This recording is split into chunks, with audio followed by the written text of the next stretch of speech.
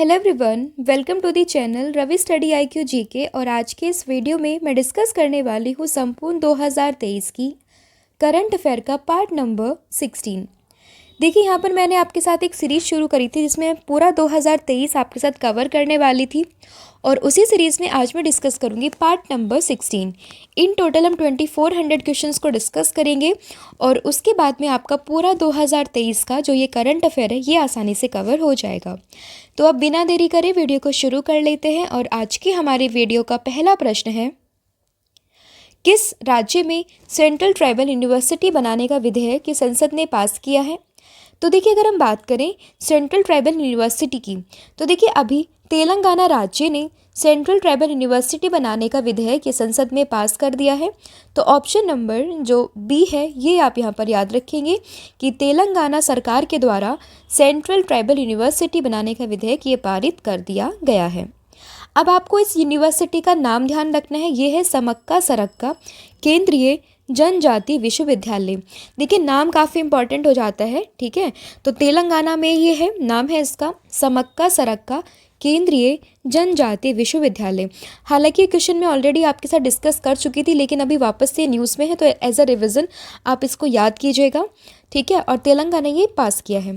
तेलंगाना की बात करें तो मुख्यमंत्री हैं यहाँ के रेवंत रेड्डी, जो अभी नए इलेक्ट हुए हैं, ठीक है, ये इंपॉर्टेंट हो जाते हैं। और राज्यपाल तो ये है तमिलिसाई सौंदरराजन, और यहाँ की जो राजधानी है वो है हैदराबाद। इसके स्थापना की बात करें तो देखिए 2 जून 2014 में इसकी स्थापना की गई थी, ये भी आपके लिए इम्पॉर्टेंट हो जाता है। अगला क्वेश्चन है आपका, किस देश की टीम ने पहली बार अंडर 19 एशिया कप ये जीता है? तो देखिए, अगर हम बात करें अंडर 19 एशिया कप की, तो पहली बार ये जीता है बांग्लादेश की टीम ने। तो ऑप्शन नंबर जो सी है ये आप यहाँ पर याद रखेंगे। तो देखिए, जब भी कोई टीम पहली बार कोई खिताब को जीतती है तो इसीलिए उसका नाम, उस कंट्री का नाम यहाँ पर इम्पॉर्टेंट हो जाता है। तो अगर हम यहाँ पे आपसे बात करें कि अंडर 19 एशिया कप की, तो ये खिताब पहली बार अपने नाम कर लिया है किसने? ये किया है बांग्लादेश की टीम ने। तो देखिए, जैसे मैंने आपको बताया कि कोई भी टीम अगर पहली बार कोई खिताब जीतती है तो वो इम्पॉर्टेंट हो जाता है एग्ज़ाम के पॉइंट ऑफ व्यू से। तो देखिए, अंडर 19 एशिया कप तो ये जीता है बांग्लादेश ने। अंडर 19 एशिया कप की बात करें तो ये हुआ है 8 से 17 दिसंबर 2023 को। आयोजन तो ये हुआ था UAE यानी कि संयुक्त अरब अमीरात में। चैंपियन इस बार का बना है बांग्लादेश, पहला खिताब। और उप विजेता की बात करें तो ये बना है संयुक्त अरब अमीरात, तो ये आपको ध्यान रखना है। अगला क्वेश्चन है आपका, IPL के इतिहास के सबसे महंगे खिलाड़ी ये कौन बने हैं? तो देखिए, IPL के इतिहास के सबसे महंगे खिलाड़ी ये बने हैं कौन? इनका नाम है मिशेल स्टार्क। ऑप्शन नंबर जो बी है ये आप यहाँ पर याद रखेंगे कि IPL के इतिहास के सबसे महंगे खिलाड़ी ये बने हैं मिशेल स्टार्क। अब देखिए, मिशेल स्टार्क की बात करें तो 24.75 करोड़ में KKR यानी कि कोलकाता नाइट राइडर्स ने इसको खरीदा है। और अगर हम बात करें भारत के सबसे महंगे खिलाड़ी, तो ये बने हैं हर्षल पटेल। तो इनका नाम भी आप ध्यान रखेंगे कि ओवरऑल IPL 2023 में सबसे महंगे तो ये बने हैं कौन? 2024 के लिए सबसे महंगे बने हैं मिशेल स्टार्क, जो कि ऑस्ट्रेलिया से हैं। और भारत से बने हैं कौन? ये है हर्षल पटेल। अगला क्वेश्चन है आपका, हाल ही में जारी IUCN रेड लिस्ट अपडेट के अनुसार मीठे जल की कितनी प्रतिशत मछलियाँ विलुप्त होने की ओर हैं? तो देखिए, अगर हम बात करें IUCN रेड लिस्ट के बारे में, तो मीठे जल की लगभग 25% जो मछलियाँ हैं वो विलुप्त होने की ओर हैं। तो ऑप्शन नंबर जो बी है ये आप यहाँ पर याद रखेंगे कि IUCN रेड लिस्ट की एक नई अपडेट आई है, उसके अनुसार जो विलुप्त होने की ओर मछलियाँ हैं उनका प्रतिशत है मीठे जल में लगभग 25%। वैश्विक मीठे जल की वैश्विक मीठे पानी की मछली प्रजातियों का पहला व्यापक मूल्यांकन सामने आया है, जिसमें 25% यहाँ पर विलुप्त होने की ओर बता रहे हैं। IUCN की बात करें तो फुल फॉर्म होती है international union for conservation of nature. मुख्यालय है क्लेड, स्विट्जरलैंड में। स्थापना हुई थी 1948 में, और अध्यक्ष है रज़ान अल मुबारक। अगला क्वेश्चन है आपका, हाल ही में डिजिटल समाधान साझा करने के लिए भारत और किस देश के बीच में समझौता ज्ञापन को मंजूरी दे दी गई है? तो देखिए, अगर हम बात करें डिजिटल समाधान साझा करने के लिए भारत और किस देश के बीच समझौता ज्ञापन पर हस्ताक्षर किए हैं या फिर ज्ञापन को मंजूरी दी है, तो ये है आपका तंजानिया। ऑप्शन नंबर ए ये आपका यहाँ पर सही हो जाएगा। अब देखिए, इस समझौता ज्ञापन का उद्देश्य है दोनों देशों की डिजिटल पहल के कार्यान्वयन में सहयोग व अनुभव के आदान प्रदान और डिजिटल प्रौद्योगिकी आधारित समाधानों को बढ़ावा देना। डिजिटल पब्लिक इंफ्रास्ट्रक्चर के क्षेत्र में G2G और B2B स्तर पर द्विपक्षीय सहयोग बढ़ाया जाएगा। तो ये भी आप यहाँ पर ध्यान रखेंगे। अगला क्वेश्चन है आपका, किसने पहला सीनियर नेशनल स्नूकर खिताब ये जीता है? तो देखिए, पहला सीनियर नेशनल स्नूकर खिताब की बात करें तो ये जीता है सौरभ कोठारी ने। ऑप्शन नंबर जो सी है ये आप यहाँ पर याद रखेंगे कि सौरभ कोठारी ने अपना पहला सीनियर नेशनल स्नूकर खिताब ये अपने नाम किया है। अगला क्वेश्चन है आप सभी के लिए कि उपराष्ट्रपति जगदीप धनखड़ ने कहाँ अटल स्वास्थ्य मेले का उद्घाटन किया है? तो देखिए, अटल स्वास्थ्य मेले की बात करें तो इसका उद्घाटन जगदीप धनखड़ जी के द्वारा किया गया है उत्तर प्रदेश की राजधानी लखनऊ में। ऑप्शन नंबर बी ये आपका यहाँ पर सही होगा। तो देखिए, उपराष्ट्रपति हैं जगदीप धनखड़ जी, इन्होंने 2 दिवसीय अटल स्वास्थ्य मेले का उद्घाटन किया है। अटल जी की जयंती पर शहर के लोगों को स्वास्थ्य सुविधाएं निःशुल्क उपलब्ध कराने के उद्देश्य से कई साल से लखनऊ में बड़े स्तर पर स्वास्थ्य मेला ये लगाया जाता है। फिर ये तीसरी बार मिस्र के राष्ट्रपति कौन बने हैं? तो देखिए, तीसरी बार मिस्र के राष्ट्रपति की बात करें तो ये बने हैं अब्दुल फतेह अल सीसी। ऑप्शन नंबर जो सी है ये आप यहाँ पर याद रखेंगे। तो देखिए, ये बने हैं कहाँ के राष्ट्रपति? मिस्र के राष्ट्रपति। और ध्यान देने योग्य बात ये है कि 2023 में जो चीफ गेस्ट के रूप में शामिल हुए थे वो कौन हुए थे गणतंत्र दिवस पर? तो ये हुए थे मिस्र के राष्ट्रपति अब्दुल फतेह अल सीसी। और साल 2024 के गणतंत्र दिवस में जो शामिल होंगे वो होंगे फ्रांस के राष्ट्रपति। तो ये भी आपको ध्यान रखना है और इनका नाम है इमैनुअल मैक्रोन।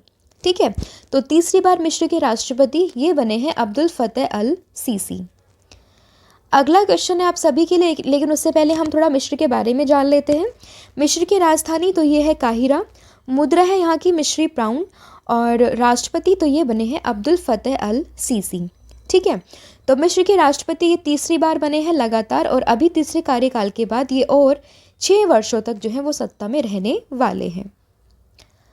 अगला क्वेश्चन है आप सभी के लिए कि किस भारतीय ने अंटार्कटिका की सबसे ऊंची चोटी माउंट विंसन पर सफल चढ़ाई की है? तो देखिए, अगर हम बात करें माउंट विंसन पर किस भारतीय ने अंटार्कटिका की सबसे ऊंची चोटी है ये इस पर चढ़ाई की है, तो इनका नाम है शेख हसन खान। ऑप्शन नंबर जो सी है ये आप यहाँ पर ध्यान रखेंगे। तो देखिए, केरल सरकार ने 36 वर्षीय कर्मचारी शेख हसन खान ने अंटार्कटिका की सबसे ऊंची चोटी जिसका नाम है माउंट विंसन इस पर चढ़ाई की है। तो देखिए, स्टैटिक का क्वेश्चन भी यहाँ से बन जाता है क्योंकि अभी न्यूज़ में है, तो आपसे डायरेक्टली ये भी पूछ सकते हैं कि अंटार्कटिका की सबसे ऊंची चोटी ये कौन सी है। ठीक है, और इसीलिए अब यहाँ पर सबसे ऊंची चोटी जो है वो आई है। तो इसी के साथ साथ में जितने भी कॉन्टिनेंट है अदर, जैसे कि एशिया हुआ, अफ्रीका हुआ, North America, South America, Australia, Antarctica, इन सब की जो हाईएस्ट पीक है ये आपको पता होनी चाहिए। ठीक है, याद रखने योग्य बात यह है कि शेख हसन खान की ये 5वीं चोटी है जिस पे उन्होंने फतेह हासिल की है। और माउंट विंसन के अलावा शेख हसन ने 4 अन्य सबसे ऊंची चोटियाँ जैसे कि माउंट एवरेस्ट जो कि एशिया में है, माउंट डेनाली जो कि उत्तरी अमेरिका में है, माउंट किलिमंजारो जो कि अफ्रीका में है, माउंट एल्ब्रस जो कि यूरोप में है। ठीक है, ये देखिए 4 तो मैंने आपको बता दी हैं। अब आप मुझे बताएंगे ऑस्ट्रेलिया और साउथ अमेरिका की सबसे ऊंची चोटियों के नाम। इस अभियान का उद्देश्य क्या है? तो देखिए, अंटार्कटिका में हो रहे जलवायु परिवर्तन के बारे में जागरूकता फैलाना, यही इस अभियान का उद्देश्य है। अगला क्वेश्चन है आप सभी के लिए, छत्तीसगढ़ राज्य विधानसभा का अध्यक्ष किसे चुना गया? तो देखिए, छत्तीसगढ़ राज्य विधानसभा के अध्यक्ष की बात करें तो ये चुने गए हैं रमन सिंह। ऑप्शन नंबर जो बी है ये आपका यहाँ पर सही हो जाएगा। देखिए, छत्तीसगढ़ के पूर्व मुख्यमंत्री रमन सिंह को सर्वसम्मति से छत्तीसगढ़ विधानसभा का अध्यक्ष ये चुना गया है। छत्तीसगढ़ की बात करें तो राजधानी है रायपुर, मुख्यमंत्री है विष्णुदेव साय और राज्यपाल तो ये विश्वभूषण हरिचंद। ये अभी रिसेंटली बने हैं तो इसलिए इनका नाम भी इम्पॉर्टेंट हो जाता है आपके एग्ज़ाम के पॉइंट ऑफ व्यू से। फिर है भारतीय नौसेना ने संयुक्त अनुसंधान और विकास के लिए किस आईआईटी के साथ एक समझौते पर हस्ताक्षर किए हैं। तो देखिए, अगर हम बात करें भारतीय नौसेना और संयुक्त अनुसंधान और विकास के लिए किस आईआईटी के साथ में समझौता किया है, तो ये किया है आईआईटी कानपुर के साथ में। ऑप्शन नंबर जो बी है ये आपका यहाँ पर सही हो जाएगा। तो देखिए, भारतीय प्रौद्योगिकी संस्थान कानपुर ने नौसेना मुख्यालय में भारतीय नौसेना के साथ में एक समझौते ज्ञापन यानी कि एमओयू पर हस्ताक्षर किए हैं और इसका उद्देश्य है प्रौद्योगिकी विकास, नवीन समाधान और संयुक्त अनुसंधान एवं विकास को बढ़ावा देना। फिर है प्रथम खेलो इंडिया पैरा गेम्स में किस राज्य ने सर्वाधिक पदक हासिल किए हैं। तो देखिए, अगर हम बात करें प्रथम खेलो इंडिया पैरा गेम्स में तो सबसे ज़्यादा मेडल ये लिए हैं हरियाणा की टीम ने। तो ऑप्शन नंबर जो बी है ये आपका यहाँ पर सही हो जाएगा। देखिए, पहली बार इसका आयोजन हुआ है भारत में, कहाँ पर, नई दिल्ली में। नाम है खेलो इंडिया पैरा गेम्स और टॉप पर जो रहा है वो है हरियाणा। ठीक है, पहले स्थान पर है हरियाणा, दूसरे पर है उत्तर प्रदेश और तीसरे पर यह है तमिलनाडु राज्य। फिर भारत सरकार ने Delhi Meerut regional rapid transit system corridor के लिए किसके साथ ऋण समझौते पर हस्ताक्षर किए हैं। तो ये हस्ताक्षर किए हैं एडीबी यानी कि एशिया डेवलपमेंट बैंक के साथ में। ऑप्शन नंबर सी आपका यहाँ पर सही हो जाएगा। देखिए, भारत सरकार और एशियाई विकास बैंक ने Delhi Meerut regional rapid transit system corridor के लिए 37 बिलियन जापानी येन के ऋण पर हस्ताक्षर किए हैं। इसके तहत 82 किलोमीटर लंबा जो ये Delhi Meerut regional rapid transit system है ये कॉरिडोर विकसित किया जाएगा। तो ये भी आप यहाँ पर ध्यान रखेंगे। अगला क्वेश्चन है हिरोशिमा दिवस कब मनाया जाता है। तो देखिए, हिरोशिमा दिवस की बात करें तो ये हम मनाते हैं 6 अगस्त को। ऑप्शन नंबर डी आप यहाँ पर याद रखेंगे कि हिरोशिमा दिवस ये मनता है हर साल 6 अगस्त को। देखिए, आपने मॉडर्न हिस्ट्री में ये टॉपिक पढ़ा होगा कि कैसे हिरोशिमा पर जो जापान में इसने सेकेंड वर्ल्ड वॉर के दौरान जो है अमेरिका ने इस पर बम डाला था, एटम बम डाला था, और उसी के बाद में यहाँ पर काफ़ी जान मान की जो है वो नुकसान यहाँ पर देखने के लिए मिला था। ठीक है, तो हिरोशिमा दिवस ये हम मनाते हैं 6 अगस्त को और उसी के 3 दिन बाद यानी कि 9 अगस्त को जो है वो जापान के दूसरे शहर जिसका नाम है नागासाकी, वहाँ पर जो है वो अटैक हुए थे। तो ये भी आप ध्यान रखेंगे। तो देखिए, 6 अगस्त 1945 को अमेरिका ने जापान के हिरोशिमा शहर पर लिटिल बॉय नाम का परमाणु बम ये गिराया है और इसके 3 दिन बाद ही यानी कि 9 अगस्त को जापान के नागासाकी शहर पर दूसरा परमाणु बम ये गिराया गया और जिससे दोनों ही जो शहर है वो तबाह हो गए थे। अगला क्वेश्चन है किस राज्य में मालाबार नदी महोत्सव का 9वां संस्करण ये शुरू किया गया। तो देखिए, मालाबार नदी महोत्सव के 9वें संस्करण की बात करें इसकी शुरुआत की गई है केरल में। ऑप्शन नंबर जो बी है ये आप यहाँ पर याद रखेंगे।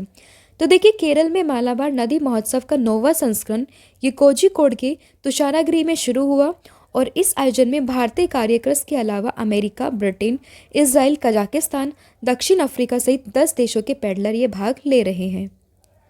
फिर आपका अगला क्वेश्चन है उत्तर प्रदेश सरकार ने राज्य में कितने साइबर अपराध पुलिस स्टेशन खोलने को मंजूरी दी है। तो देखिए, अगर हम बात करें उत्तर प्रदेश सरकार की तो उसने 57 साइबर अपराध पुलिस स्टेशन खोलने को मंजूरी दी है। तो ऑप्शन नंबर जो ए है ये आपका यहाँ पर सही हो जाएगा। फिर राष्ट्रपति द्रौपदी मुर्मू ने पुस्तकालय महोत्सव 2023 का उद्घाटन कहाँ किया है। तो देखिए, राष्ट्रपति द्रौपदी मुर्मू की अगर हम बात करें तो पुस्तकालय महोत्सव 2023 का उद्घाटन ये हुआ है नई दिल्ली में। ऑप्शन नंबर जो बी है ये आप यहाँ पर याद रखेंगे। देखिए, ये महोत्सव भारत में पुस्तकालयों के आधुनिकीकरण और डिजिटलीकरण पर बातचीत शुरू करने के लिए दुनिया भर में प्रतिष्ठित पुस्तकालयों पर प्रकाश डालेगा। फिर है भारतीय वायुसेना को किस देश से air launch spike non line of site anti tank guided missile ये लॉन्च की है। तो ये लॉन्च की है इजराइल ने। ऑप्शन नंबर डी आपका यहाँ पर सही हो जाएगा। देखिए, इस देश का निर्माण इजराइल की कंपनी जो है राफेल एडवांस डिफेंस सिस्टम ने किया है, राफेल एडवांस डिफेंस सिस्टम ने किया है और यह मिसाइल हेलीकॉप्टर से 50 किलोमीटर और भूमि से 32 किलोमीटर तक टारगेट को मार सकती है। फिर राष्ट्रीय हथकरघा दिवस कब मनाते हैं, काफ़ी इंपॉर्टेंट है। तो राष्ट्रीय हथकरघा दिवस की बात करें तो ये हम मनाते हैं 7 अगस्त को, जिसको हम इंग्लिश में कहते हैं नेशनल हैंडलूम डे। इसके बारे में जाने तो देखिए, भारत में हर साल 7 अगस्त को राष्ट्रीय हथकरघा दिवस मनाते हैं और यह 1905 में स्वदेशी आंदोलन की शुरुआत की याद बनाता है, यानी कि याद दिलाता है। यह सामाजिक आर्थिक विकास में हथकरघा उद्योग के योगदान को पहचानने और उद्योग के बारे में जागरूकता बढ़ाने के लिए भी मनाया जाता है। इस वर्ष की अगर हम बात करें राष्ट्रीय हथकरघा दिवस का, ये 9वां संस्करण मनाया गया है। फिर हाल ही में आई एक रिपोर्ट के अनुसार किस देश का ई रिटेल बाजार वर्ष 2080 तक 160 अरब डॉलर को पार कर जाएगा? तो ये कर जाएगा भारत का। ऑप्शन नंबर ए ये आपका यहाँ पर सही हो जाएगा। तो देखिए, भारत में ई रिटेल बाजार प्राप्त वृद्धि के लिए तैयार है। फ्लिपकार्ट के सहयोग से बैन एंड कंपनी की एक रिपोर्ट में 2028 तक 160 बिलियन अमेरिकी डॉलर के आंकड़े को पार करने का अनुमान ये लगाया जा रहा है। देखिए, एक छोटी सी मिस्टेक है, इसको आप करेक्ट कीजिएगा। 2080 नहीं 2028 है, ठीक है। ये आप ध्यान रखेंगे, टाइपिंग मिस्टेक हो रखी है यहाँ पर, तो 2028 आप यहाँ पर याद रखेंगे, राइट। अगला क्वेश्चन है आपका, संयुक्त राष्ट्र के द्वारा किस वर्ष को अंतर्राष्ट्रीय कैमलिड वर्ष घोषित किया गया है? तो देखिए, अगर हम बात करें अंतर्राष्ट्रीय कैमलिड्स वर्ष की घोषणा, तो ये की गई है साल 2024 को। ऑप्शन नंबर ए ये आपका यहाँ पर सही हो जाएगा। तो देखिए, संयुक्त राष्ट्र ने दुनिया भर के लोगों के जीवन में कैमलिड्स के महत्व को उजागर करने के लिए वर्ष 2024 को अंतर्राष्ट्रीय कैमलिड वर्ष घोषित किया है। अंतर्राष्ट्रीय कैमलिड वर्ष 2024 का उद्देश्य है कैमलिड्स की अप्रयुक्त क्षमता के बारे में जागरूकता बढ़ाना और अनुसंधान क्षमता विकास और नवीन प्रथाओं तथा प्रौद्योगिकियों के उपयोग के माध्यम से कैमलिड क्षेत्र में निवेश बढ़ाने का प्रयास करना। कैमलिड्स की अगर हम बात करें तो यह ऊँट विश्व के 90 से अधिक देशों में पाया जाता है, ये भी आप ध्यान रखेंगे। फिर है बाल्टिक सागर में ओशन सिल्ड 2023 नामक लाइव फायर नौसैनिक अभ्यास किस देश ने शुरू किया है? तो ओशन सिल्ड 2023 की बात करें तो इसकी शुरुआत की है रशिया ने। ऑप्शन नंबर सी ये आपका यहाँ पर सही हो जाएगा। तो देखिए, रूस यूरोप और एशिया महाद्वीप में स्थित है। रूस की राजधानी मॉस्को है, मुद्रा यहाँ की रूबल है और राष्ट्रपति हैं यहाँ के व्लादिमीर पुतिन। फिर है भारत का पहला शीतकालीन वैज्ञानिक अभियान ये किस शहर से शुरू किया गया? तो इसकी शुरुआत की गई है नई दिल्ली से। ऑप्शन नंबर ए आपका यहाँ पर सही हो जाएगा। देखिए, केंद्रीय पृथ्वी विज्ञान मंत्री हैं किरण रिजिजू। इन्होंने 18 दिसंबर 2023 को नई दिल्ली में पृथ्वी विज्ञान मंत्रालय मुख्यालय से आर्कटिक के लिए भारत का पहला शीतकालीन वैज्ञानिक अभियान ये शुरू किया है। अभियान का उद्देश्य है नॉर्वे के स्वालबार्ड में स्थित भारतीय अंतरिक्ष स्टेशन हिमाद्री को पूरे साल संचालित रखना। अगला क्वेश्चन है, 2023 के लिए विश्व बैंक के वैश्विक पर्यटन चार्ट में कौन सा देश जो है वो शीर्ष स्थान पर है? तो देखिए, अगर हम बात करें 2023 के लिए विश्व बैंक के वैश्विक पर्यटन चार्ट में सबसे टॉप पर जो कंट्री है इसका नाम है भारत। ऑप्शन नंबर ए। तो देखिए, विश्व बैंक की प्रवासन और विकास रिपोर्ट के अनुसार अगर हम बात करें, भारत 2023 में प्रवासियों से प्राप्तियों के मामले में शीर्ष स्थान पर है। लगभग 125 अरब डॉलर जो है भारत भेजे गए हैं 2023 में। पहले स्थान पर है भारत, दूसरे पर मैक्सिको, तीसरे पर है चाइना। अगला क्वेश्चन है आपका, केंद्रीय मंत्री स्टडी इंडिया पोर्टल ये शुरू किया है किसने? तो देखिए, किस केंद्रीय मंत्री ने स्टडी इंडिया पोर्टल की शुरुआत की है? तो ये की है यहाँ पर धर्मेंद्र प्रधान और जयशंकर दोनों ने। ऑप्शन नंबर जो डी है ये आपका यहाँ पर सही हो जाएगा। देखिए, अगर हम बात करें केंद्रीय शिक्षा मंत्री धर्मेंद्र प्रधान और विदेश मंत्री एस जयशंकर थी, तो इन दोनों ने इस पोर्टल की शुरुआत की है। उच्च शिक्षा संस्थानों में दाखिलों से जुड़ी पूरी सूचना उपलब्ध कराई जाएगी। SII प्रोग्राम को 2018 में शिक्षा मंत्रालय के द्वारा शुरू किया गया और शिक्षा मंत्रालय के अनुसार इस पोर्टल पर भारतीय उच्च शिक्षा संस्थानों के बारे में पूरी सूचना ये उपलब्ध कराई जाएगी। फिर देवधर ट्रॉफी 2023 का खिताब ये किसने जीता है? तो देखिए, देवधर ट्रॉफी की बात करें तो ये खिताब जीता है साउथ जोन ने। ऑप्शन नंबर सी आपका यहाँ पर सही हो जाएगा। फिर किस देश की फिल्म चिल्ड्रंस ऑफ नोबॉडी ने KIFF फेस्टिवल में सर्वश्रेष्ठ फिल्म का पुरस्कार जीता है? तो देखिए, अगर हम बात करें चिल्ड्रन ऑफ नोबॉडी की, तो ये बेस्ट फिल्म का अवार्ड जीता है इजराइल ने। ऑप्शन नंबर सी आपका यहाँ पर सही हो जाएगा। फिर किस AI ने प्रधानमंत्री मोदी जी के भाषण का वास्तविक समय में भारतीय भाषाओं में अनुवाद किया है? तो ये किया है भाषिनी AI में। ऑप्शन नंबर बी आपका यहाँ पर सही हो जाएगा। देखिए, भाषिनी एक अभिनव पहल के रूप में सामने आती है जो भारत में हजारों व्यक्तियों के सामूहिक प्रयासों पर आधारित है। इस परियोजना में लोगों को अपनी मूल भाषाओं में डेटा को योगदान देना होगा और ओपन सोर्स भाषा डेटा सेट बनाने शामिल है। ये डेटा सेट एक नींव के रूप में कार्य करते हैं जिस पर भाषणी अनुवाद उपकरण सहित विभिन्न उपकरण बनाए जा सकते हैं।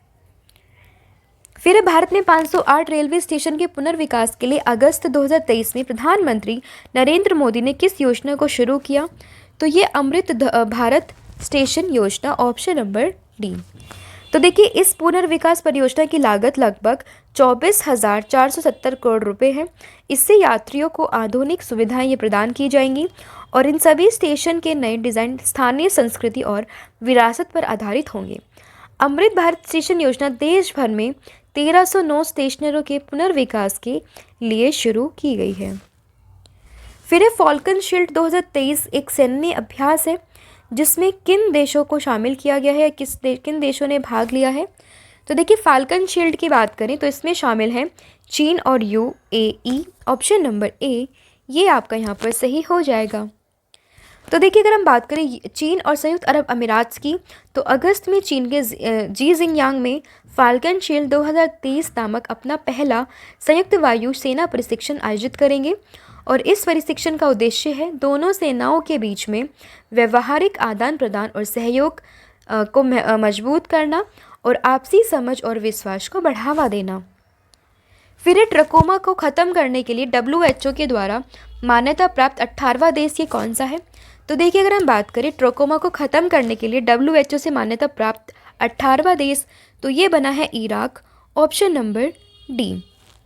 देखिए, संयुक्त जो है आपका स्वास्थ्य संगठन ने आधिकारिक रूप से इराक को ट्रकोमा को सार्वजनिक स्वास्थ्य समस्या के रूप में सफलतापूर्वक नष्ट करने वाले 18वें देश के रूप में शामिल किया है। ट्रकोमा के बारे में अगर हम जानें तो देखिए, ये आँख का संक्रमण है, बैक्टीरियल संक्रमण, जिसका कारण बैक्टीरियम क्लामीडिया ट्रकोमेटिस से होता है और यह मुख्य रूप से आँख की सतह और पलक के अंदर प्रभावित करता है। फिर नासा ने दुनिया के पहले सुपरसोनिक विमान X-59 को क्या उपनाम दिया है? तो ये उपनाम दिया गया है son of concord, option number D, ये आपका यहाँ पर सही हो जाएगा। अगला क्वेश्चन है, इंटरपोल ने मानव तस्करी के विरुद्ध कौन सा अभियान शुरू किया? तो मानव तस्करी के विरुद्ध जो अभियान शुरू हुआ है इसका नाम है operation storm maker 2, option number C. देखिए, मानव तस्करी को रोकने के लिए ऑपरेशन स्टॉर्म मेकर्स 2 इसको चलाया गया। इंटरपोल की बात करें तो स्थापना हुई थी 1923 में, मुख्यालय इसका लियन, फ्रांस में। अगला क्वेश्चन है आप सभी के लिए, किस देश के वैज्ञानिकों ने मलेरिया को ख़त्म करने के लिए TC1 नामक बैक्टीरिया की खोज की है? तो देखिए, मलेरिया को ख़त्म करने के लिए TC1 नामक बैक्टीरिया की खोज ये की है स्पेन ने, ऑप्शन नंबर सी। फिर किस राज्य ने गैंडों के लिए गैंडों के संरक्षण के लिए राइनो टास्क फोर्स का गठन करने का फैसला किया है? तो देखिए, अगर हम बात करें गैंडों के संरक्षण के लिए राइनो टास्क फोर्स का, तो ये गठन किया है बिहार ने, ऑप्शन नंबर जो ए है ये आप यहाँ पर याद रखेंगे। फिर है किस राज्य के मुख्यमंत्री ने डोर स्टेप सेवाओं के लिए योजना शुरू की है? तो देखिए, डोर स्टेप के लिए अगर हम बात करें योजनाओं की, तो इसकी शुरुआत की है पंजाब सरकार ने, ऑप्शन नंबर ए आपका यहाँ पर सही हो जाएगा। देखिए, आम आदमी पार्टी के राष्ट्रीय संयोजक हैं अरविंद केजरीवाल जी और साथ ही में पंजाब के मुख्यमंत्री भगवंत मान के लुधियाना में इन्होंने मान सरकार तुहाड़े द्वार योजना की शुरुआत की है। दोनों नेताओं ने डोर स्टेप ऑपरेटर्स को हरी झंडी दिखाई है और इस योजना के तहत जनता जो है पंजाब की, उसमें 43 प्रकार की सरकारी सेवाओं का लाभ वो घर बैठे उठा सकेंगे। फिर चर्चा में रहा ग्रीन वॉयवोज 2050 प्रोजेक्ट का संबंध ये किससे है? तो देखिए, अगर हम बात करें चर्चा में रहा ग्रीन वॉयज 2050 प्रोजेक्ट, तो इसका संबंध है IMO से, ऑप्शन नंबर जो बी है ये आपका यहाँ पर सही हो जाएगा। IMO मतलब इंटरनेशनल मैरीटाइम ऑर्गेनाइजेशन, ये इसकी फुल फॉर्म होती है। देखिए, भारत को अंतर्राष्ट्रीय समुद्री संगठन है कि इंटरनेशनल मैरीटाइम ऑर्गेनाइजेशन ने ग्रीन वॉयवोज 2050 परियोजना के लिए अग्रणी नेतृत्वकर्ता देश के रूप में चुना है। उद्देश्य शिपिंग जहाज उद्योग को कम कार्बन भविष्य की ओर बदलने का प्रयास करना और 2050 तक कुल वार्षिक ग्रीन हाउस गैस के उत्सर्जन को कम से कम 50% तक कम करना।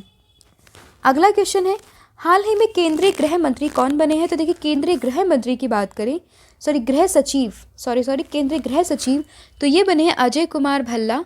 ऑप्शन नंबर सी आपका यहाँ पर सही होगा। तो देखिए, अजय कुमार भल्ला जो 1984 बैच के असम मेघालय कैडर के IPS ऑफिसर हैं।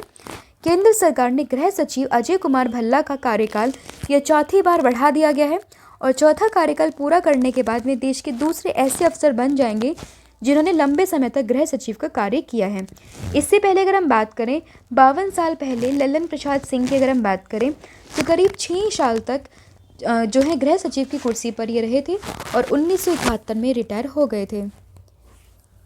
फिर वर्ल्ड तीरंदाजी चैंपियनशिप में गोल्ड मेडल जीतने वाले पहले भारतीय पुरुष खिलाड़ी कौन बने हैं? तो देखिए, वर्ल्ड तीरंदाजी चैंपियनशिप की बात करें तो गोल्ड मेडल जीतने वाले पहले भारतीय पुरुष खिलाड़ी ये बने हैं ओजस देवताले। ऑप्शन नंबर ए। फिर किसने वाराणसी में दुनिया के सबसे बड़े मेडिटेशन सेंटर जो कि स्वरवेद महामंदिर का उद्घाटन किया है? तो ये किया है नरेंद्र मोदी जी ने। ऑप्शन नंबर सी आपका यहाँ पर सही हो जाएगा। कहाँ पर हुआ है? वाराणसी में उमराह के स्ववेद मंदिर महामंदिर में इसका उद्घाटन किया गया है। 7 मंजिला ये इमारत है, मतलब ये 7 मंजिला ऊंचा ये मंदिर है और इसमें एक साथ लगभग 20,000 से 20,000 जो भक्त हैं वो यहाँ पर ध्यान कर सकते हैं। फिर हाल ही में भारत में इजराइल के नए राजदूत कौन नियुक्त हुए हैं? तो ये किए गए हैं रुवेन अजार। ऑप्शन नंबर सी आपका यहाँ पर सही होगा। इजराइल की बात करें, राजधानी यरूशलेम, प्रधानमंत्री हैं बेंजामिन नेतन्याहू और राष्ट्रपति तो हैं इसहाक हर्जोग। फिर वर्ल्ड प्रोफेशनल रेसलिंग हब ने किसे अपना ब्रांड एम्बेसडर बनाया है? तो देखिए, अगर हम बात करें वर्ल्ड प्रोफेशनल रेसलिंग हब की तो इसने अपना ब्रांड एम्बेसडर ये बनाया है संग्राम सिंह को। ऑप्शन नंबर ए आपका यहाँ पर सही हो जाएगा। फिर भारत की सबसे तेज सोलर इलेक्ट्रिक नाव बारामूला कहाँ लॉन्च की गई है?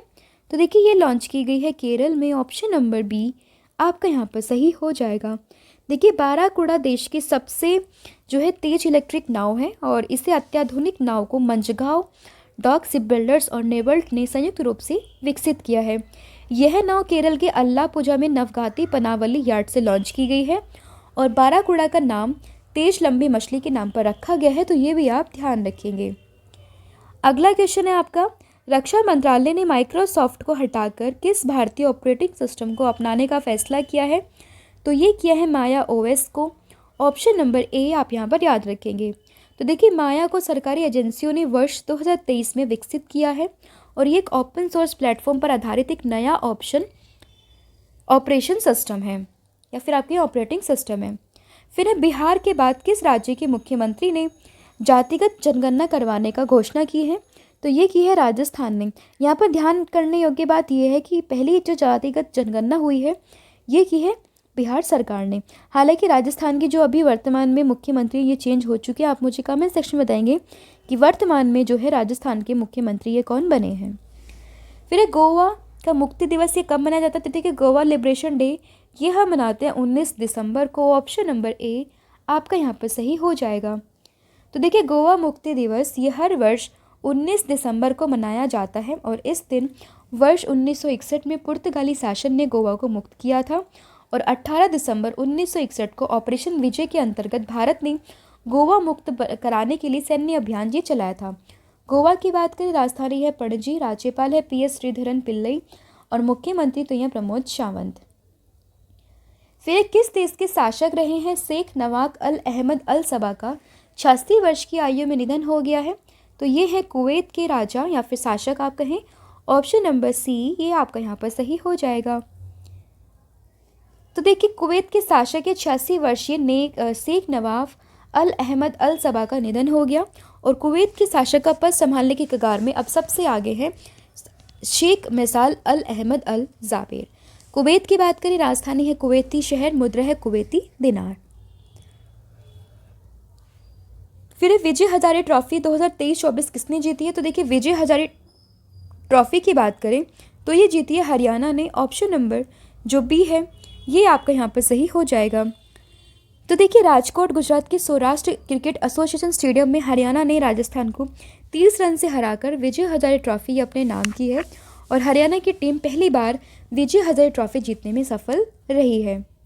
फिर अमेजन वर्षा वनों की रक्षा के लिए अमेजन सहयोग संधि संगठन शिखर सम्मेलन 2023 का आयोजन ये कहाँ हुआ है? तो ये हुआ है ब्राज़ील में। ऑप्शन नंबर ए ये आपका यहाँ पर सही हो जाएगा। देखिए, 3 जुलाई 1978 को हस्ताक्षरित अमेजन सहयोग संधि ने ACTO को शुरू कर दिया है और उद्देश्य अमेजन क्षेत्रों के सामंजस्यपूर्ण विकास को बढ़ावा देना। ACTO समूह के सदस्य हैं Brazil, Bolivia, Colombia, Ecuador, Guyana, Peru, Suriname और वेनेजुएला। फिर international institute for the unification of private law के लिए चुनी जाने वाली पहली भारतीय महिला ये कौन बनी है? तो ये बनी है उमा शेखर। ऑप्शन नंबर ए ये आपका यहाँ पर सही हो जाएगा। तो देखिए, उमा शेखर की बात करें तो रोम में स्थित संगठन की गवर्निंग काउंसिल में पद संभालने वाली ये पहली भारतीय महिला बन गई हैं। मुख्यालय की बात करें तो यह रोम, इटली में सदस्यता तो यह 65 राज्य, गठन 1926 और उद्देश्य है राज्य और राज्यों के समूह के बीच में निजी, विशेष रूप से वाणिज्य की कानून के आधुनिकीकरण, सामंजस्य और समन्वय के तरीकों का अध्ययन करना। फिर कौन सी भारतीय खुफिया agency Interpol global academy network के 10वीं सदस्य रूप में शामिल हुई है? तो देखिए, ये कौन सी शामिल हुई? ये हुई है CBI। Option number B. Interpol की बात करें, इंटरनेशनल क्रिमिनल पुलिस ऑर्गेनाइजेशन, स्थापना हुई थी 7 सितंबर 1923 में। मुख्यालय है लियन, फ्रांस में और अध्यक्ष हैं अहमद नासर अल रईसी और सदस्य देश तो यह 195। फिर केंद्रीय स्वास्थ्य और परिवार कल्याण मंत्री मनसुख मंडाविया ने भारत में लसिका फाइलेरिया को किस वर्ष तक समाप्त करने का लक्ष्य रखा है? तो यह है 2027 तक। Option number D. लसिका फाइलेरिया एक उष्णकटिबंधीय रोग है जो लसिका ग्रंथि और नाड़ियों को प्रभावित करता है। लसिका फाइलेरिया ये लिम्फेटिक फिलरेसिस संक्रमित मच्छरों से फैलता है और इसे काटने से एक परजीवी प्रवेश कर जाता है उस बॉडी के अंदर जो लिम्फ प्रणाली तक चला जाता है। फिर किस एयरलाइन कंपनी ने द विस्टा नाम से अपना नया लोगो इशू किया है या लॉन्च किया है? तो ये किया है एयर इंडिया ने। ऑप्शन नंबर ए आपका यहाँ पर सही हो जाएगा। फिर अंतर्राष्ट्रीय युवा दिवस कब मनाते हैं? तो 12 अगस्त को हर साल हम अंतर्राष्ट्रीय युवा दिवस मनाते हैं। थीम आपके लिए इंपॉर्टेंट हो जाती है जो कि है green skill for youth toward a sustainable. ठीक है, और उद्देश्य इसका, इस दिन का उद्देश्य है बेसिकली वैश्विक मुद्दों से निपटाने और सतत विकास प्राप्त करने में युवाओं की भूमिका में बारे में महत्वपूर्ण जानकारी प्रदान करना। फिर विश्व अंगदान दिवस कब मनाते हैं? तो देखिए, हर साल जो है 13 अगस्त को हम विश्व अंगदान दिवस के रूप में मनाते हैं। तो देखिए, अंगदान दिवस के महत्व के बारे में अगर हम बात करें तो जागरूकता फैलाने के लिए 13 अगस्त को हम इस दिवस को मनाते हैं। थीम है इसकी क्या, ये आप मुझे कमेंट सेक्शन में बताओगे। थीम है या नहीं, इसके बारे में आप मुझे कमेंट सेक्शन में बताओगे। और ध्यान देने की बात यह है कि राष्ट्रीय अंगदान दिवस भारत में राष्ट्रीय अंगदान दिवस ये मनाते हैं 27 नवंबर को। तो दोनों अलग अलग हैं, इनको याद रखिएगा। अगला क्वेश्चन है, भारत ने स्वदेशी हाई स्पीड फ्लाइंग विंग मानव रहित हवाई वाहन का सफल परीक्षण ये कहाँ किया है? तो ये किया है कर्नाटक में। ऑप्शन नंबर जो सी है ये आप यहाँ पर याद रखेंगे। तो देखिए, रक्षा मंत्रालय ने कर्नाटक के चित्रदुर्ग स्थित एयरोनॉटिक टेस्ट रेंज से एक स्वदेशी हाई स्पीड फ्लाइंग विंग मानव रहित हवाई वाहन का सफल उड़ान परीक्षण ये किया है। इसे DRDO के एयरोनॉटिकल डेवलपमेंट स्टैब्लिशमेंट की ओर से डिज़ाइन और विकसित किया गया है। फिर भारत किस देश के साथ संयुक्त वित्त तंत्र की मदद से 2027 तक अपनी सड़क पर 50,000 इलेक्ट्रिक बस लाने का लक्ष्य इसने यहाँ पर रखा है? तो ये इसने रखा है किस देश के साथ में? अमेरिका के साथ में। ऑप्शन नंबर सी ये आपका यहाँ पर सही हो जाएगा। तो देखिए, भारत ने अमेरिका के साथ में संयुक्त वित्त तंत्र की मदद से वर्ष 2027 तक अपनी सड़कों पर 50,000 इलेक्ट्रिक बस लाने का लक्ष्य रखा है। EV की बात करें तो इलेक्ट्रिक वाहन ऐसे वाहन होते हैं जो आंतरिक दहन इंजन की बजाय इलेक्ट्रिक मोटर पर संचालित होते हैं जो ईंधन और गैसों के मिश्रण को जलाकर बिजली उत्पन्न करते हैं। फिर भारत में अल्पसंख्यक अधिकार दिवस कब मनाते हैं? तो ये मनाते हैं 18 दिसंबर को। Option number C. देखिए, हर साल 18 दिसंबर को हम अल्पसंख्यक अधिकार दिवस मनाते हैं जिसका विषय होता है विविधता का जश्न और समावेश। उद्देश्य भारत के अल्पसंख्यकों की विविधता और समावेशिता को बढ़ावा देना। फिर पाकिस्तान के नए कार्यवाहक प्रधानमंत्री कौन बने हैं? तो ये बने अनवर अल हक। ऑप्शन नंबर जो सी है ये आपके यहाँ पर सही हो जाएगा। तो देखिए, पाकिस्तान में नेशनल असेंबली का कार्यकाल ये 12 अगस्त 2023 को ख़त्म हो गया है और उसके बाद में चुनावी प्रतिक्रिया या फिर आपके चुनावी प्रक्रिया तक के लिए जो तत्कालीन प्रधानमंत्री हैं शहबाज शरीफ और विपक्ष के नेता राजा रियाज ने अनवर उल हक का नाम चुना और राष्ट्रपति को भेजा, और इसके बाद राष्ट्रपति ने अनवर उल हक को पाकिस्तान का केयर टेकर प्रधानमंत्री ये नियुक्त कर दिया है। फिर शिक्षा के लिए प्रतिष्ठित रॉयल सोसाइटी ऑफ केमिस्ट्री के न्यूहॉम पुरस्कार 2023 से किसे सम्मानित किया गया? तो ये सम्मानित हुई हैं सविता लाडेज। ऑप्शन नंबर जो बी है ये आप यहाँ पर ध्यान रखेंगे। तो देखिए, रसायन विज्ञान शिक्षा में उनके उत्कृष्ट योगदान की एक महत्वपूर्ण मान्यता में मुंबई के Homi Bhabha centre for science education Tata institute से प्रोफेसर रही हैं। इन्हें ही रॉयल सोसाइटी ऑफ केमिस्ट्री के पुरस्कार से सम्मानित किया गया है। फिर सड़क सुरक्षा 2023 में वैश्विक स्थिति रिपोर्ट किस संगठन के द्वारा जारी की गई? तो ये की है WHO ने, यानी कि वर्ल्ड हेल्थ ऑर्गेनाइजेशन, विश्व स्वास्थ्य संगठन ने। ऑप्शन नंबर ए ये आपका यहाँ पर सही हो जाएगा। तो देखिए, WHO ने एक रिपोर्ट जारी की है जिसका शीर्षक है वैश्विक स्थिति सड़क सुरक्षा 2023 पर रिपोर्ट। ये दुनिया भर में सड़क यातायात से होने वाली मौतों और सुरक्षा के संबंध में महत्वपूर्ण निष्कर्षों और अंतर्दृष्टि का खुलासा करती है, और दुनिया भर में सड़क यातायात से होने वाली मौतों में 2010 से 2021 के बीच में 5% की कमी आई है। कुल मिलाकर अगर हम कहें सालाना 1.19 मिलियन मौतें यहाँ पर हुई हैं। अगला क्वेश्चन है इंडिया स्टार्टअप फेस्टिवल 2023 ये किस शहर में आयोजित किया गया? तो देखिए, अगर हम बात करें इंडिया स्टार्टअप फेस्टिवल 2023 की, तो ये शुरुआत हुई है कहाँ पर? बेंगलुरु में इसका आयोजन हुआ है। तो ऑप्शन नंबर जो ए है ये आप यहाँ पर याद रखोगे। तो इंडिया स्टार्टअप फेस्टिवल 2023 का दूसरा संस्करण 10 से लेकर 12 अगस्त के बीच में मोइनुद्दीन बेंगलुरु में आयोजित किया गया, और थीम है इसकी innovation at the bottom of the pyramid. फिर किसने मेड फॉर इंडिया कृत्रिम AI का अनावरण किया है? तो ये किया है किसने? ये किया है भावेश अग्रवाल ने। ऑप्शन नंबर जो सी है ये आप यहाँ पर ध्यान रखेंगे। देखिए, आपने ओला कैब का नाम सुना होगा, तो ओला के सह संस्थापक है ये भावेश अग्रवाल, और इन्होंने ही कृत्रिम AI का अनावरण किया है। देखिए, भावेश अग्रवाल द्वारा स्थापित नया कृत्रिम बुद्धिमत्ता उद्यम ओला के सह संस्थापक ने बहुभाषी AI मॉडल का एक नया परिवेश पेश किया है जो विशेष रूप से भारतीय पारिस्थितिकी तंत्र की विशिष्ट आवश्यकताओं को पूरा करने के लिए तैयार है। कृत्रिम प्रो नाम के मॉडल को 22 भारतीय भाषाओं, भारत प्रथम लागत संरचनाओं से सांस्कृतिक जुड़ाव की ओर पहुंचाने में जोर देता है। फिर PM नरेंद्र मोदी ने किस शहर में काशी तमिल संगमम का दूसरा संस्करण ये लॉन्च किया है? तो ये लॉन्च किया है वाराणसी में। ऑप्शन नंबर जो डी है ये आप यहाँ पर याद रखोगे। उद्देश्य क्या है इसका? तो उद्देश्य है वाराणसी और तमिलनाडु के बीच में सांस्कृतिक संबंधों को बढ़ावा देना। पहला संस्करण ये हुआ था 16 नवंबर से 16 दिसंबर के बीच में, और दूसरा ये है 17 दिसंबर से 30 दिसंबर के बीच में। फिर किसने ITF विश्व चैंपियंस पुरस्कार 2023 ये जीता है? तो देखिए, ITF चैंपियंस पुरस्कार की बात करें तो ये जीता है नोवाक जोकोविच और आरियाना सबलेंका ने। उपयुक्त दोनों यहाँ पर इसका सही आंसर हो जाएगा। तो देखिए, फीमेल कैटेगरी में है ये बेलारूस की खिलाड़ी आरियाना, और मेल कैटेगरी में है नोवाक जोकोविच जो कि सर्बिया से हैं। अब देखिए, इन्हें क्यों मिला है? तो देखिए, जो चारों ग्रैंड स्लैम हैं उसके कम से कम सेमीफाइनल तक पहुंचने वाले खिलाड़ी ये बने हैं, तो इसीलिए इन्हें इस अवार्ड से सम्मानित किया गया है। फिर advocates association for special responsibility and awareness आसरा से वर्ष 2023 का विजनरी लीडर आइकन अवार्ड ये किससे मिला है? तो ये मिला है डॉक्टर श्रीनिवास नायक धारावत को। ऑप्शन नंबर जो बी है ये आप यहाँ पर ध्यान रखोगे।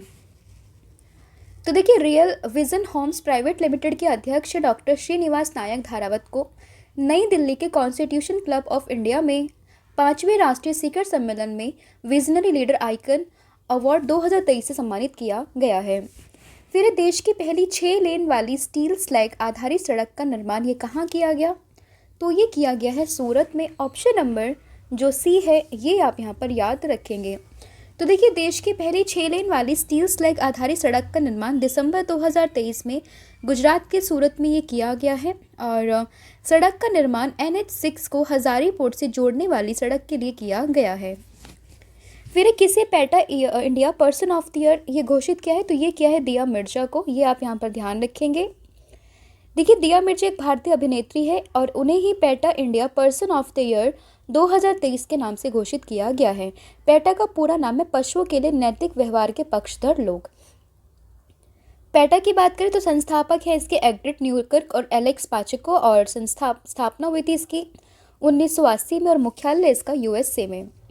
फिर 24x7 यानी कि 24x7 वीडियो कॉन्फ्रेंसिंग या फिर वीडियो बैंकिंग सेवा देने वाला भारत का पहला बैंक कौन सा है, तो ये एयू बैंक, यानी कि ऑप्शन नंबर जो ए है ये आपका यहाँ पर सही हो जाएगा। तो देखिए ग्राहक के बैंकिंग सुविधाओं से जुड़ी किसी प्रकार की समस्या के समाधान के लिए जो एयू बैंक के द्वारा 24x7 मुफ्त वीडियो कॉलिंग की सुविधा को उपलब्ध कराने वाला ये पहला बैंक बना है।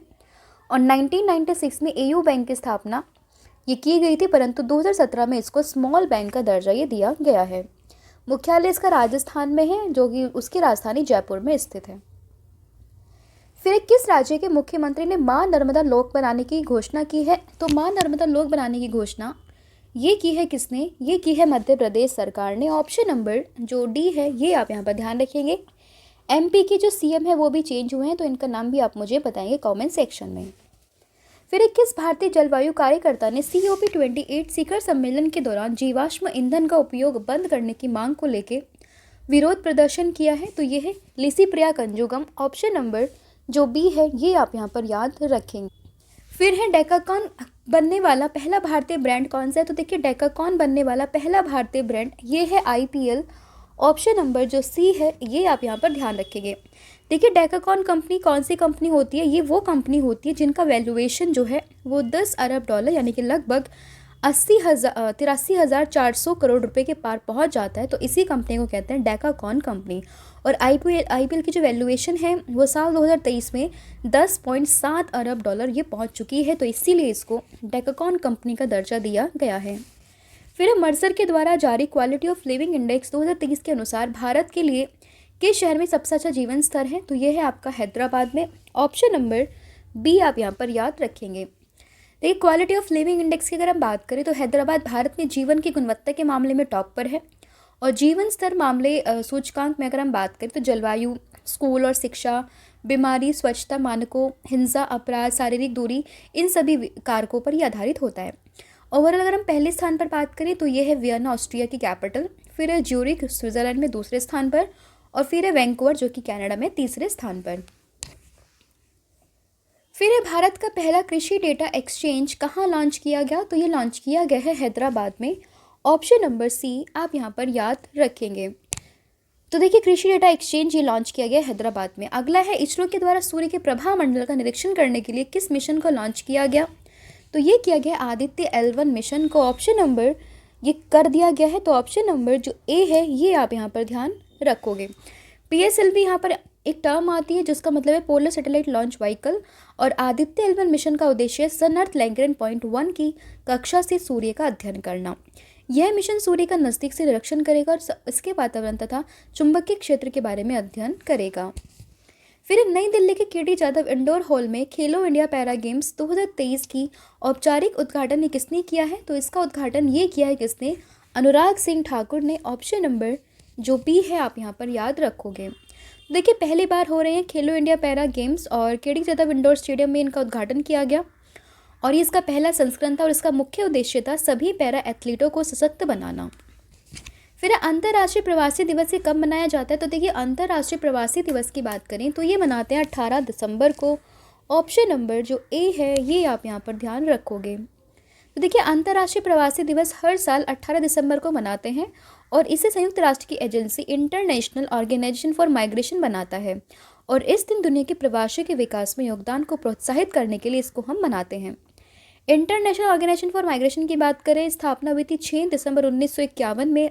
मुख्यालय है जेनेवा स्विट्जरलैंड में और महानिदेशक तो ये एंटोनियो विटेरिनो।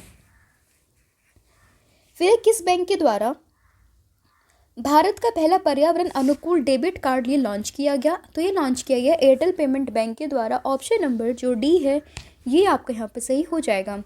तो देखिए एयरटेल पेमेंट बैंक के द्वारा भारत का पहला पर्यावरण अनुकूल डेबिट कार्ड ये लॉन्च किया गया और यह डेबिट कार्ड पुनर्चक्रित पॉलीविनाइल क्लोराइड से बना हुआ है और पॉलीविनाइल क्लोराइड एक उच्च शक्ति वाला थर्मोप्लास्टिक पदार्थ है। एयरटेल पेमेंट बैंक की बात करें, स्थापना हुई थी 2017 में, मुख्यालय है इसका नई दिल्ली में। फिर सुलभ इंटरनेशनल के संस्थापक का निधन हो गया। इनका नाम क्या था? तो इनका नाम था बिंदेश्वर पाठक। ऑप्शन नंबर जो बी है ये आप यहाँ पर याद रखेंगे।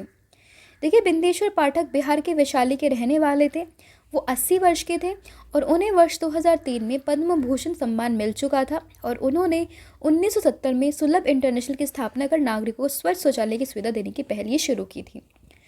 ठीक है, फिर किसके द्वारा अमृत प्रौद्योगिकी विकसित की गई है? तो ये विकसित की गई है IIT मद्रास के द्वारा। Option number B. तो देखिए, IIT मद्रास के शोधकर्ताओं ने पानी से आर्सेनिक हटाने के लिए तकनीक विकसित की है और इसे अमृत नाम दिया है।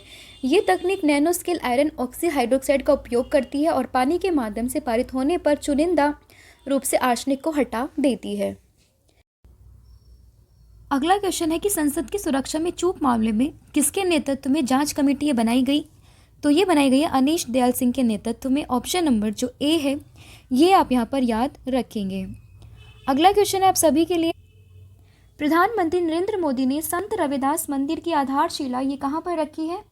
तो देखिए, अगर हम बात करें संत रविदास आधारशिला कहाँ रखी है इसकी मंदिर की, तो संत रविदास मंदिर की जो आधारशिला अभी वर्तमान में रखी है हमारे देश के प्रधानमंत्री ने, वो रखी है मध्य प्रदेश में। ऑप्शन नंबर जो बी है आपका यहाँ पर सही हो जाएगा। फिर भारत ने किस अंतर्राष्ट्रीय संगठन के रेस टू रेजिलियंस पहल में अपनी साझेदारी या भागीदारी की घोषणा की है? तो ये की है UN के रेस टू रेजिलियंस प्रोग्राम में। ऑप्शन नंबर ए ये आपका यहाँ पर सही हो जाएगा।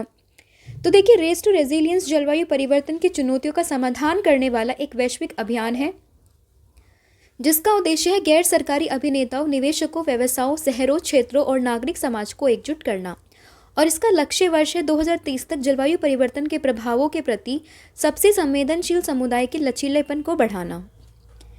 फिर जूनियर महमूद नाम से मशहूर अभिनेता का निधन हो गया। इनका असली नाम क्या था? तो इनका असली नाम था नईम सैयद। ऑप्शन नंबर जो बी है ये आपका यहाँ पर सही हो जाएगा।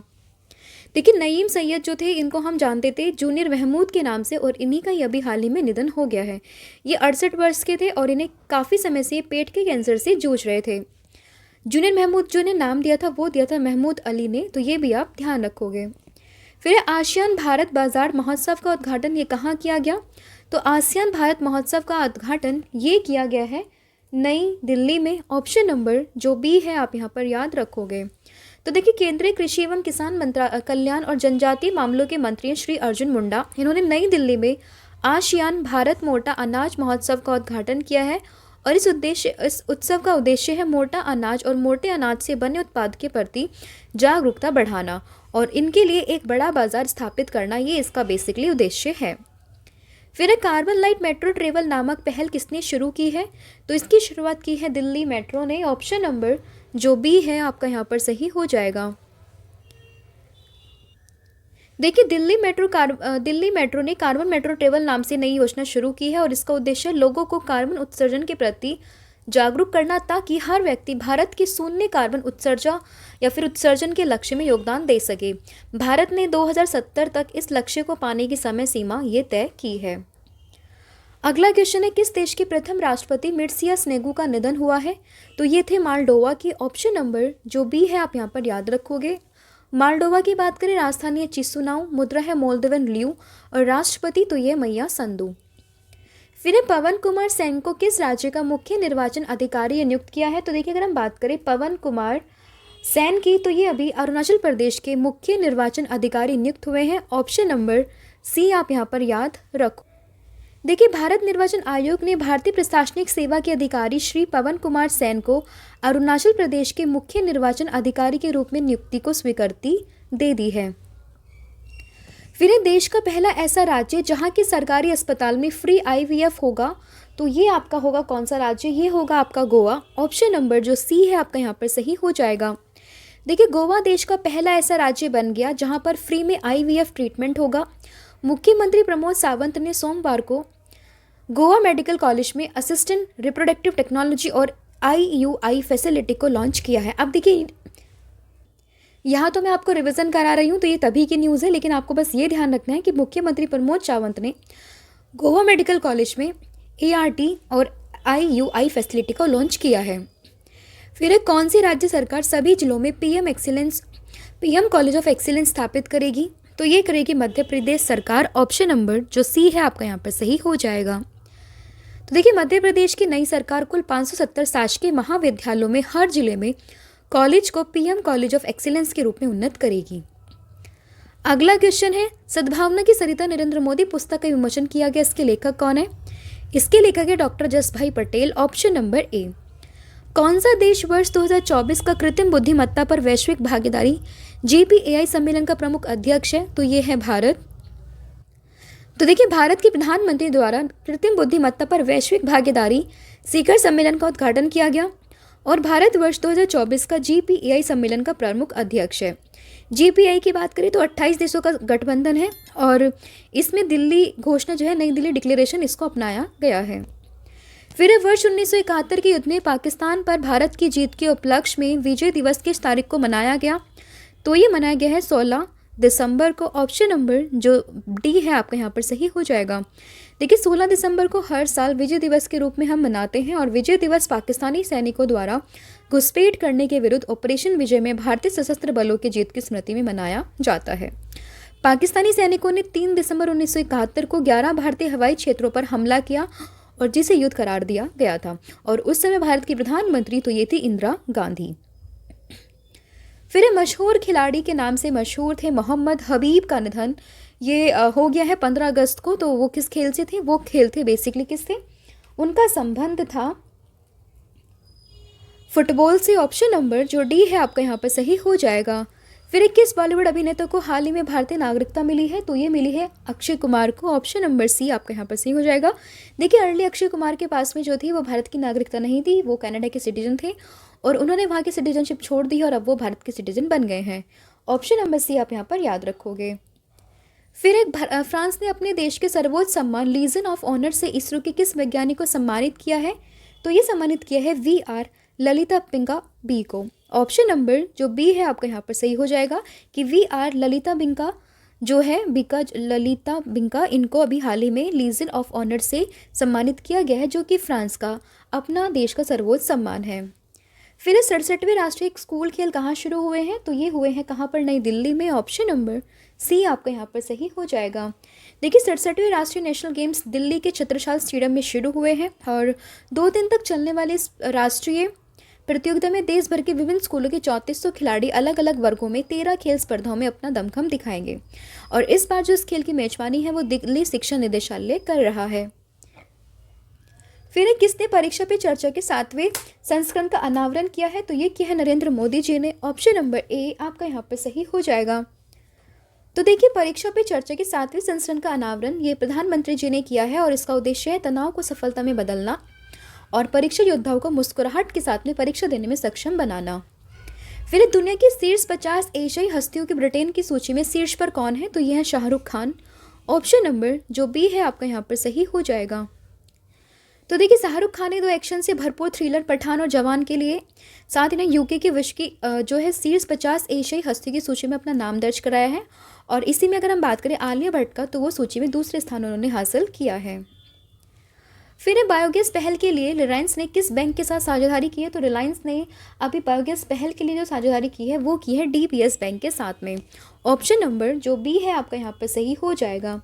तो देखिए, रिलायंस इंडस्ट्रीज़ ने किसानों और एग्रीगेटर्स को लक्षित एवं वित्त पोषण कार्यक्रम स्थापित करने के लिए DBS बैंक इंडिया के साथ एक रणनीतिक साझेदारी बनाई है, जिसका प्राथमिक उद्देश्य है फसल अवशेषों को प्रभावी ढंग से प्रबंधन करना और इसका उपयोग संपीड़ित बायोगैस के उत्पादन में करना है। तो ये इसका बेसिकली उद्देश्य है। तो यहाँ पर हमने डिस्कस किया आप सभी के साथ में 100 top most important questions and hopeful video आपको पसंद आई होगी। अब मैं आपसे पूछती हूँ 2 इंपॉर्टेंट क्वेश्चन जो हम टेस्ट के तौर पर पूछते हैं। जिसका पहला क्वेश्चन होने वाला है कि किस राज्य में सेंट्रल ट्राइबल यूनिवर्सिटी बनाने का विधेयक जो है वो संसद ने पास किया है? इसका जो भी आंसर है आप मुझे कमेंट सेक्शन में बताओगे और इसके अलावा तेलंगाना से संबंधित जो भी आपको फैक्ट पता है ये भी आप मुझे कमेंट सेक्शन में बताओगे। फिर किस देश की टीम ने पहली बार अंडर 19 एशिया कप जीता है? तो इसका आंसर भी आप मुझे कमेंट सेक्शन में दोगे। तो आज के लिए इतना ही है। इसके अलावा 2 PDF मैं आपको कई बार बता चुकी हूँ, दोनों को आप परचेज़ कर सकते हो, लिंक आपको डिस्क्रिप्शन में मिलेगी। एक है पॉलिटी की बुक जिसमें 5000 से ज़्यादा क्वेश्चंस आपको देखने के लिए मिलेंगे, और दूसरी है आपकी करंट अफेयर की बुक जिसमें आपको जनवरी से लेकर नवंबर महीने का पूरा करंट अफेयर आपको यहाँ पर देखने के लिए मिलेगा। आप डायरेक्टली वेबसाइट को विजिट भी कर सकते हैं जो कि है www.ravibooks.pdf.com। इसके अलावा हमारा ऐप भी लॉन्च हो चुका है, आप उसको भी जाकर चेक कर सकते हैं। इसके साथ साथ आप जो है वहाँ पर काफ़ी सारे क्विजेस ये सब भी सॉल्व कर सकते हैं। तो आज के लिए इतना ही है। Thank you so much and have a good day and wish you all the very best for your exams. Thank you so much.